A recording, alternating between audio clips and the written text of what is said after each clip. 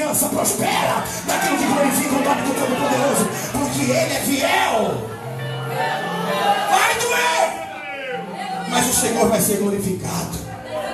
Vai sofrer, porque tem que haver em ti o sentimento que houve em Cristo Jesus. Você é adoradora. O diabo detesta adorador. O diabo não está aí para que façam ações contra adorador. Mas você tem o Senhor, você tem o Senhor. Nós temos o Senhor que ainda pode ser glorificado na nossa vida. Quer adorar mais um pouco? Me dá um sinal com a tua mão. Fica de pé comigo. Maravilha, meu Deus!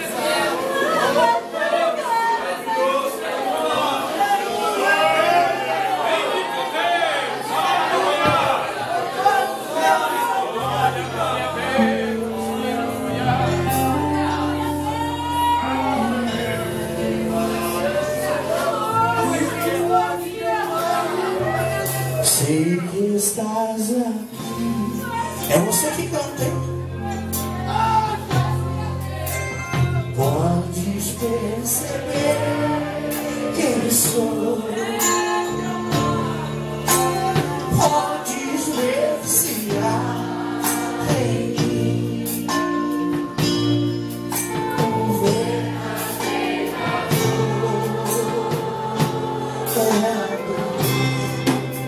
amor. A minha oferta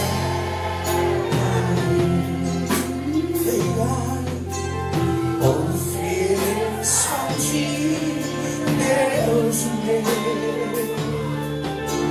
pra reconhecer que nada tenho do teu.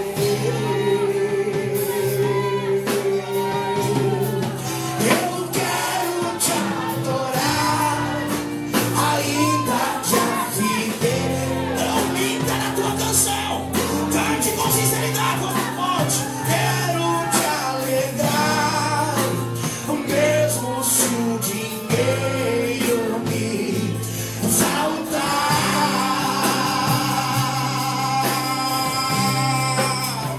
A vitória vem. Só quem crê, levante a mão e comece a adorar. Só quem crê recebe essa palavra, porque Deus é fiel, porque Deus é fiel. Porque és fiel, Senhor, fiel a mim.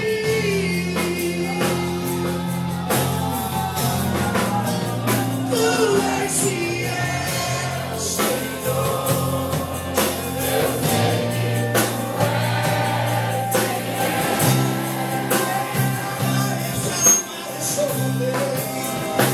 Tu és fiel, Senhor. Eu sei que tu és fiel. Olha a glória, olha a glória, olha a glória. Pela fidelidade ele é fiel. E ainda que eu não mereça, permaneces assim.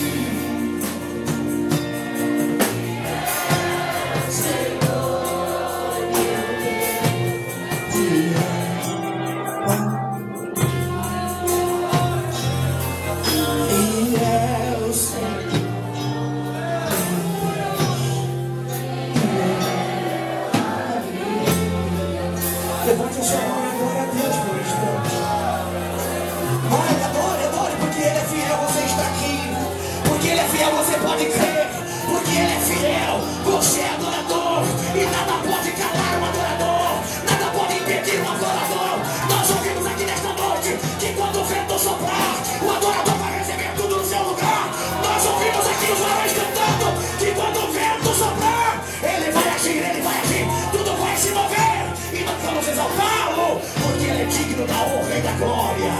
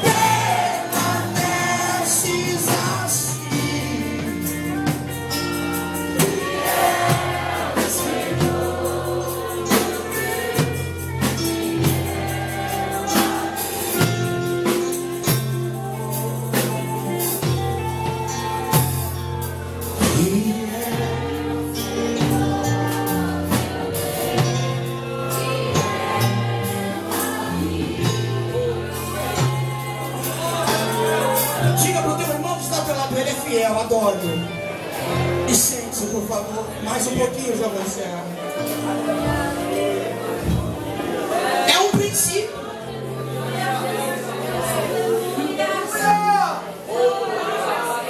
Eu queria que você entendesse o eruditismo disso que as suas mãos praticam. Cada ponto em que os seus dedos tocam forma um acorde. No conjunto deles uma melodia. E nessa melodia aquilo que é a adoração deles. Na adoração deles um caminho para Deus. No caminho para Deus o milagre das almas. No milagre das almas a glória de um Deus. Na glória de um Deus a revitalização de um projeto para Deus ser glorificado. É assim que Deus te tem nas mãos dele como um erudito que pode sacramente adorá-lo. Continua perseverando, porque Deus tem algo maior para revelar como promessa na tua história.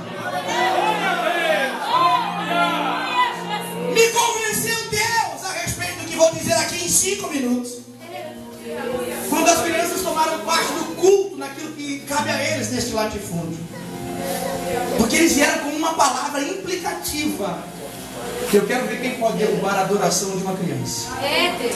Aleluia.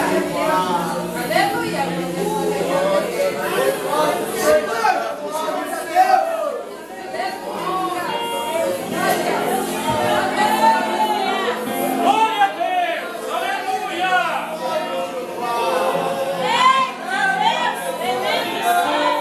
Aí, até o momento, vai. Olha aí o que Deus está fazendo, vai.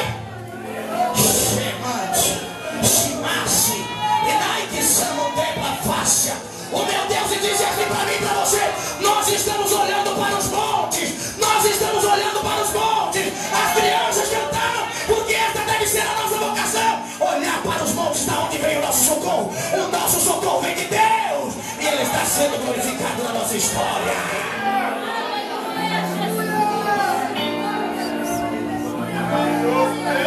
Eu preciso que você entre aqui nesse corredor.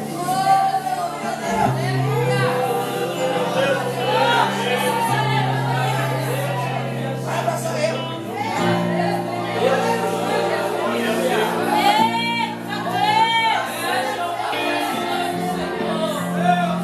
Deixa ela olhar para mim por um instante só. Não se envergonhe de nada, filho. Ninguém tem o poder de atirar pedras.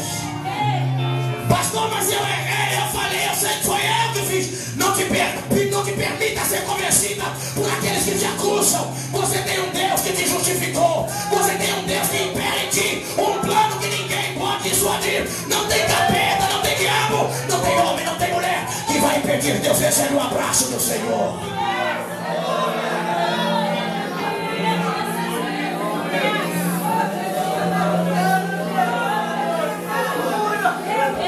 Vai, amasse!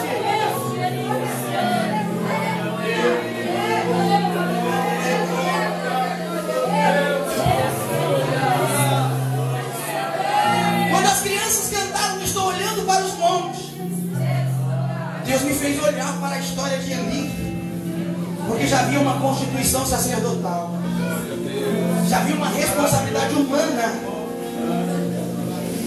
de fazer aquilo que pudesse ser as intenções dos homens chegarem perante Deus. E porque todas elas eram malignas, o principal ofício do sacerdote era fazer sacrifícios para a expiação do povo. Mas o sacerdote também estava regido pela influência de cultura. Ainda estava preso à constituição de mundo. E porque o mundo implica naquilo que é uma horda contra os projetos de Deus, ele se deixou convencer de que o amor pelos filhos tinha que ser maior do que o amor pela chamada. De que o amor pelo contexto de família, que também sofria influência de cultura mundana. Porque eu não acredito que o sacerdote Eli ensinou seus filhos a irem se prostituir, a adulterar.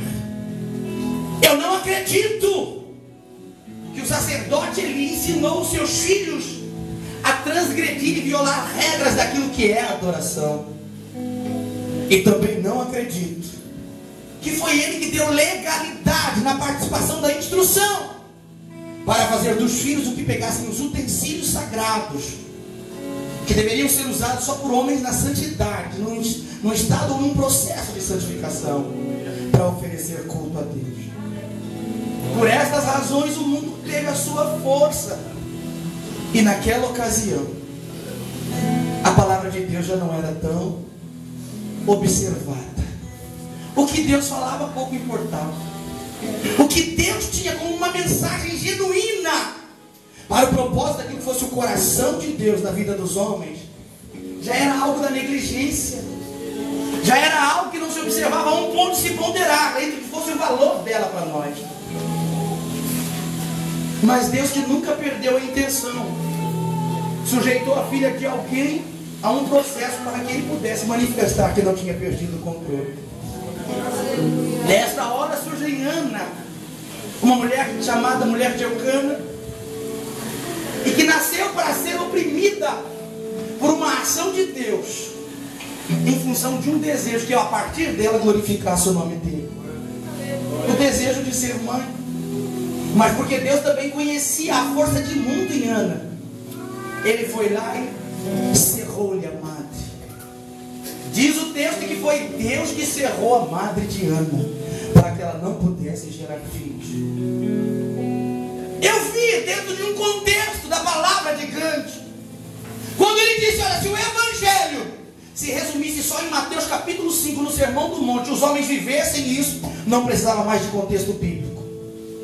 No primeiro instante em que eu ouvi esta frase, eu também cometi a crítica de negligenciar o que estava se falando, porque eu não ignoro os acontecimentos passados, porque eles são exemplos para nós. Tu já ouviu falar de 2 reis e 2 lições? Vai para os dias de Nabucodonosor, um homem que Deus levantou para oprimir Israel, por juízo absoluto em função das suas ações, que revelava a negligência para aquilo que fosse a vontade de Deus. E este homem, depois de passar por um processo, sendo avistado pelo filho, e o filho quanto mais, mesmo observando o pai tendo que comer grama, para entender que ele também era alguém criado por Deus, ainda assim ignorou o preceito, ainda assim violou a regra, para achar que podia pegar das coisas que Deus lhe deu, para ser líder, para ser dominador, e usar disto para que fosse a leviandade do pecado. 2 reis, uma lição expressiva, uma lição absoluta. Deus não se deixa escarnecer, Deus não se deixa transgredir, Ele tem prática de justiça, ainda que ame. Uma lição expressiva, mas uma lição absoluta, de que Deus não pode contrariar a sua palavra, quando Ele diz que ainda que ame, impera a justiça com aqueles que andam de acordo com a sua consciência. E é nesta hora que falta o poder da palavra. Mas a palavra ainda era coerente, ao ponto de Deus revelar que era ela a luz. Quando eu vejo Davi, depois de ser reprovado nas suas práticas, capítulo 28 de 1 Crônicas, e agora Deus dá ordem para ele: tu vai pegar o que eu te dei e vai entregar na mão do teu filho Salomão. Salomão não tinha aquilo que pudesse ser a maturidade de Davi, e maturidade com base em experiências, experiência que fazia dele alguém que tivesse um preço de cultura para valorizar as suas escolhas. E esta maturidade fez dele alguém que chegasse para o seu filho e dissesse: olha, filho, procura conhecer o Deus do teu pai, procura saber que Ele ama, mas Ele também aplica a justiça. Se você procurar inconveniente andar segundo aquilo que é a medida dos seus olhos, seguir aquilo que seja os caminhos do teu coração, é Ele que vai te julgar, filho. Ele não fez isso, ele não declarou isso, porque já tinha uma experiência que revelava em Davi que ele não praticou tal obra. Por esta razão, a palavra se tornou algo raro, porque os homens não buscavam nela o aprisco para que fosse a sua seguridade. Mas ainda havia uma luz acesa, uma luz que ninguém podia dissuadir, uma luz que ninguém podia apagar.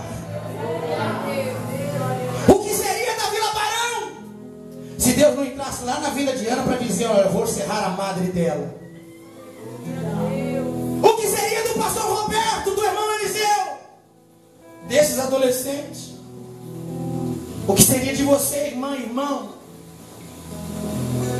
se Deus não fosse lá e não ferisse aquilo que pudesse ser o interior de Ana, com uma esterilidade que fez dela alguém que sofresse amargamente? Na época, o contexto de cultura negligenciava a mulher nas reuniões.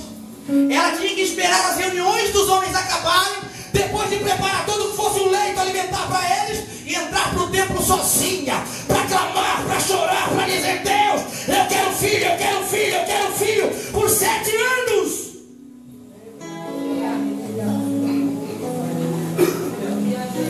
Era um desejo de ser mãe, mas Deus tinha um propósito com Ana. Ela quer um filho, mas eu preciso de um sacerdote digno, eu preciso de um juiz justo, eu preciso de um profeta no meio do meu povo. Porque Ana não entendia, e Deus não tem que dar explicações. Começou a reclamar, começou a murmurar. Prática, ninguém está no mundo, e recebe influência de cultura.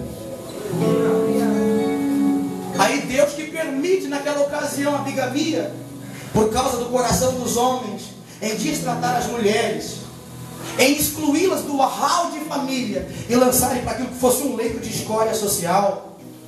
Deus dá no coração de Eucana um desejo de ter uma mulher que lhe desse filhos.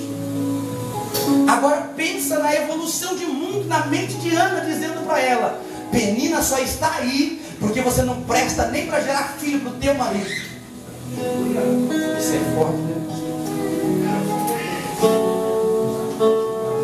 Para nós que já observamos que foi Deus que encerrou a madre, meu Deus, o que tu fez com Ana, Senhor? Cada ano! E Eucana tinha um filho de Penina, enquanto isso a amargura de Ana só crescia, só ardia, só fazia dela alguém mais inferiorizado. Como é que pode adorar num contexto desse? Como é que pode expressar culto numa condição dessa? Como é que pode manifestar condição de ser um adorador quando nós estamos dentro de um quadro genérico dele? Mas Deus sabe o que faz, Deus não erra. Deus não se perde nem sai do seu equilíbrio. Ele sabia que depois de 8 anos Ana ia diferente para o templo.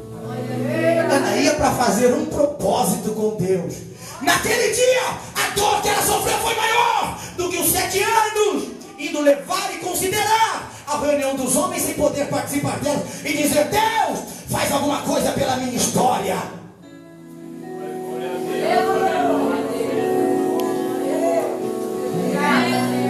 E nesta ocasião, Eucana olha para ela e diz, mulher, o que está acontecendo contigo? Por que é que tu estás abatida? Incompreensão de homem, né? Que acha que pode ser tudo para uma mulher. Vai pensando nisso na quarta-feira.